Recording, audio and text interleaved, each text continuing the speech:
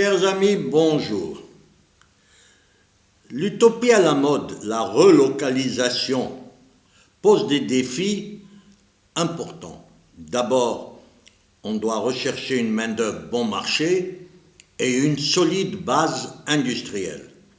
L'Europe centrale et de l'Est pourrait répondre à ces critères et être la grande gagnante du retour éventuel des usines sur le continent.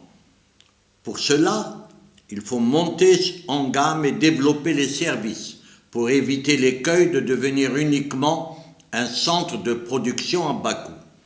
Par la suite, il faudra gérer la montée du coût de la main-d'œuvre, effet inévitable d'un développement industriel qui flirtera avec le plein emploi.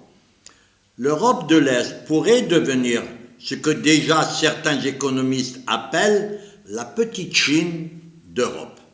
Pour ce faire, il faudra que les entreprises bulgares, roumaines, polonaises et autres soient capables de réorganiser rapidement leur chaîne de production. C'est une des conditions sine qua non pour pouvoir profiter des opportunités qui vont se présenter. Il faut savoir que ce retour éventuel ne sera pas pérenne. Le développement qui en suivra reposera inéluctablement le problème des prix de revient et par conséquent remettra en question la délocalisation. Pour le moment, les gouvernements locaux travaillent surtout à limiter les sérieux dégâts économiques et locaux liés à la crise sanitaire.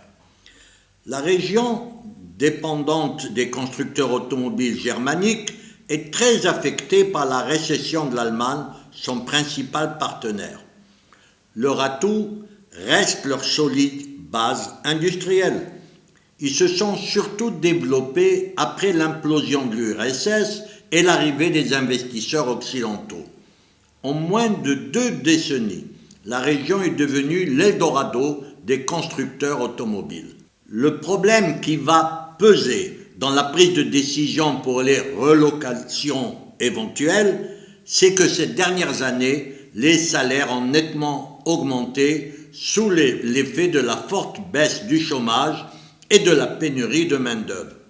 Une relocalisation risque d'amplifier le phénomène, même si pour le moment, les salaires restent plus bas qu'à l'ouest. Le coût de l'heure dans l'industrie et les services marchands était de 13,65 € en République tchèque fin 2019, 10,50 € en Pologne, 7,36 € en Roumanie, d'après Rexcode, contre 37,66 € en France et 31,82 € en moyenne dans la zone euro. Cette région de l'Europe offre en outre des coûts de transport et de logistique compétitifs par rapport à l'Asie. C'est une affaire à suivre. À demain, si vous le voulez bien.